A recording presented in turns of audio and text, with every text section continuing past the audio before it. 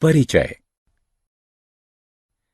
तेजस अपने माता पिता के साथ रिटेल स्टोर से सामान खरीद रहा है।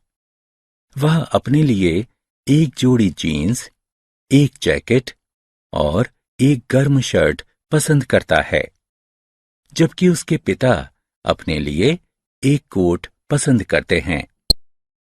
जब वे इस सभी सामान को नगद यानी कैश काउंटर पर देते हैं, तो कैशियर उन्हें एक बिल देता है। तेजस के पिता वह बिल रख लेते हैं और उसका भुगतान करते हैं। जब वे घर पहुंचते हैं, तो तेजस अपने पिता से बिल के बारे में पूछता है, क्योंकि वह बिल में लिखे हुए सभी विवरण को जानने के लिए उत्सुक है। बच्चों, आओ जानते हैं कि बिल कैसे बनाया जाता है। आओ सीखें।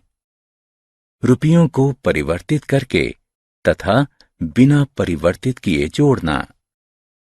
रुपयों को परिवर्तित करके तथा बिना परिवर्तित किए घटाना। बिल बनाना। मुद्रा के तथ्य। भारतीय मुद्रा को रुपया नाम से जाना जाता है। रुपया शब्द संस्कृत भाषा के रुपया शब्द से बना है, जो कि प्राचीन भारत में प्रचलित मुद्रांकित सिक्कों को दर्शाता था। भारतीय रुपये को रुपया चिन्ह द्वारा दर्शाया जाता है। भारतीय मुद्रा सिक्कों और नोटों से बनी है, जो कि बैंक नोट कहलाते हैं। सिक्के भारत सरकार द्वारा ढाले जाते हैं, जबकि बैंक नोट भारतीय रिजर्व बैंक यानी आरबीआई द्वारा जारी किए जाते हैं। परिवर्तन करके जोड़ना।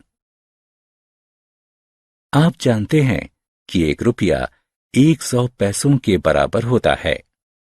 इसका अर्थ है कि 2 रुपए 200 पैसों के बराबर होते हैं। 3 रुपए 300 पैसों के बराबर होते हैं। 4 रुपए 400 पैसों के बराबर होते हैं और 5 रुपए 500 पैसों के बराबर होते हैं। इसलिए 1 रुपए 25 पैसे, 100 पैसे और 25 पैसे अर्थात 125 पैसों के बराबर होते हैं। इसी तरह 1 रुपए 50 पैसे 150 पैसों के बराबर होते हैं।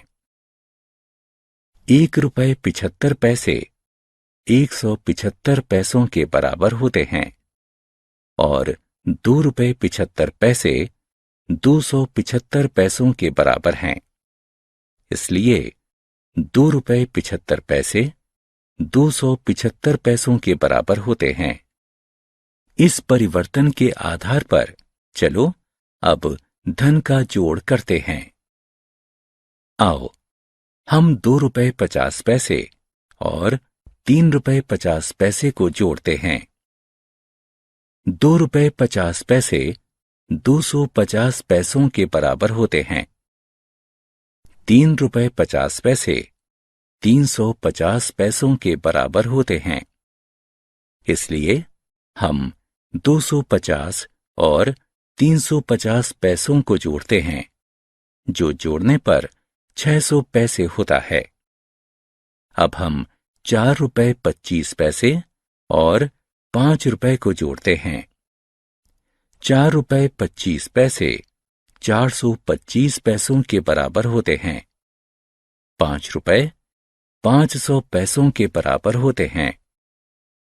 इसलिए जब हम 425 और 500 पैसों को जोड़ते हैं, तो जोड़ 925 पैसे होता है। परिवर्तन किए बिना जोड़ना। हम 25 पैसों को 25 पैसे लिख सकते हैं।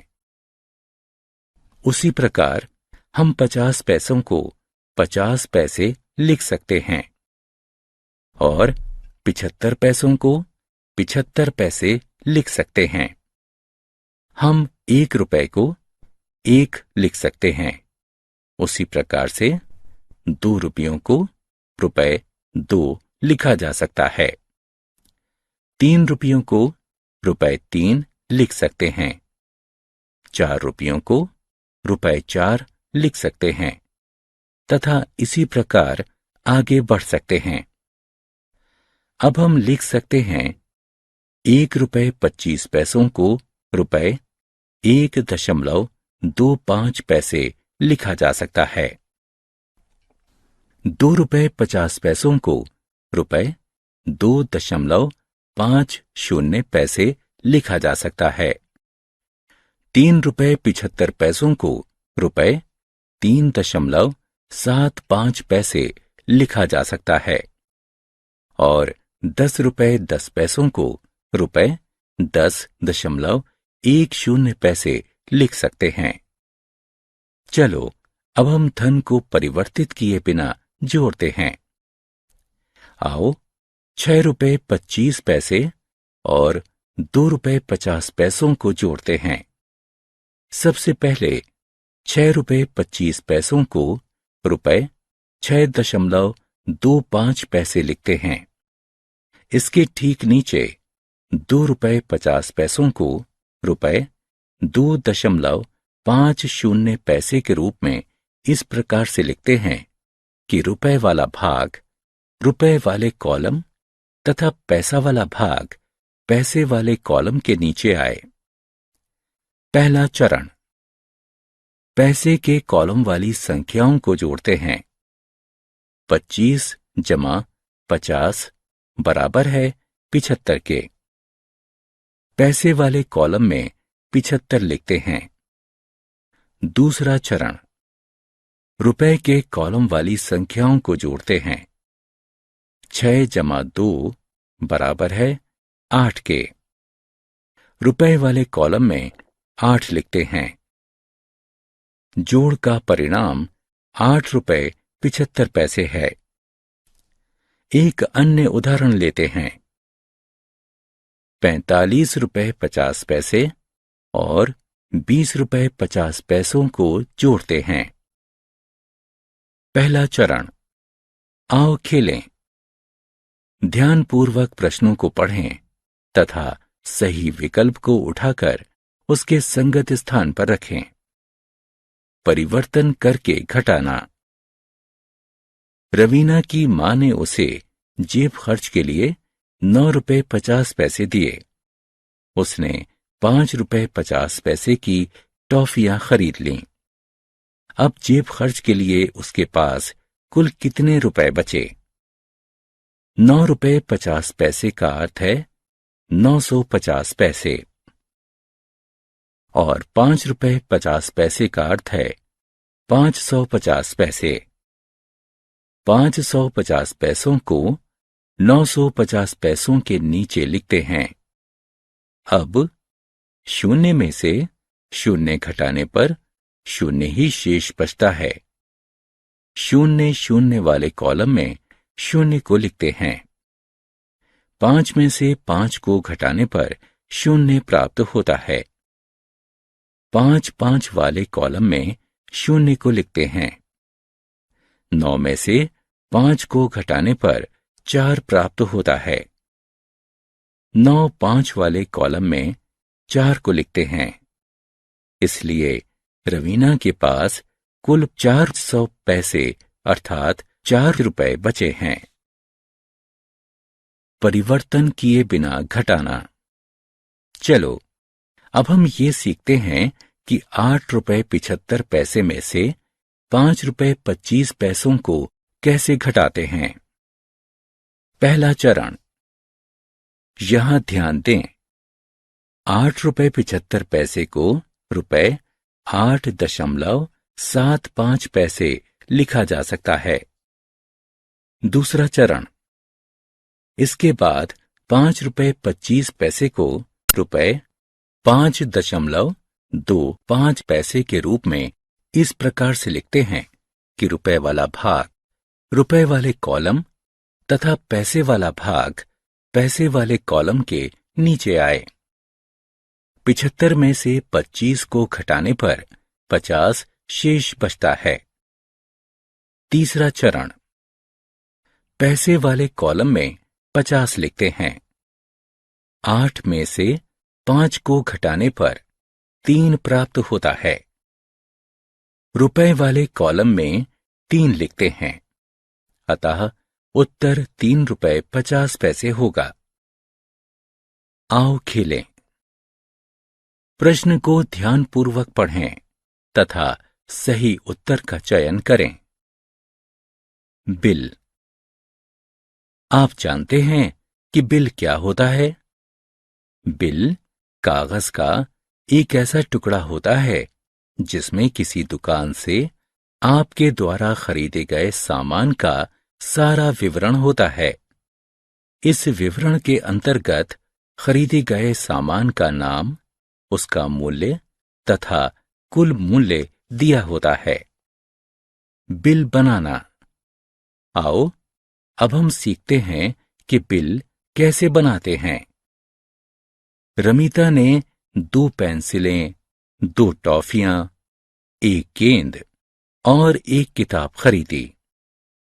रमीता के लिए एक बिल बनाते हैं। पहला चरण, सबसे पहले हम 4 कॉलम बनाते हैं जिसके अंतर्गत वस्तु, प्रति वस्तु मूल्य, रुपए और पैसे लिखते हैं।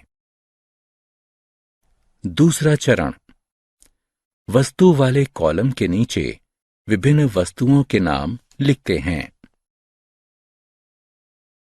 तीसरा चरण, प्रति वस्तु मूल्य वाले कॉलम के नीचे पेंसिल, टॉफी, गेंद और किताब के सामने 2 रुपए, 1 रुपए 25 पैसे, 5 रुपए और 10 रुपए लिखते हैं। चौथा चरण, 2 पेंसिलों का मूल्य 4 रुपए है, इसलिए रुपए वाले कॉलम में 4 लिखते हैं तथा पैसे वाले कॉलम में 0 लिखते हैं। 2 टॉफियों का मूल्य 2 रुपए 50 पैसे है, इसलिए रुपए वाले कॉलम में 2 और पैसे वाले कॉलम में 50 लिखते हैं। 1 गेंद का मूल्य 5 रुपए है, इसलिए रुपए वाले कॉलम में 5 और पैसे वाले कॉलम में 0 लिखते हैं। 1 किताब का मूल्य 10 रुपए है, इसलिए हम रुपए वाले कॉलम में 10 और पैसे वाले कॉलम में 0 लिखते हैं। पांचवां चरण, पैसे वाले कॉलम में संख्याओं को जोड़ते हैं। 00 जमा 50 जमा 00 जमा 00 को जोड़ते हैं। इनका योग 50 पैसे आता है। अब रुपए वाले कॉलम में संख्याओं को जोड़ते हैं। 4 जमा 2 जमा 5 जमा 10 जोड़ने पर कुल योग 21 रुपए प्राप्त होता है।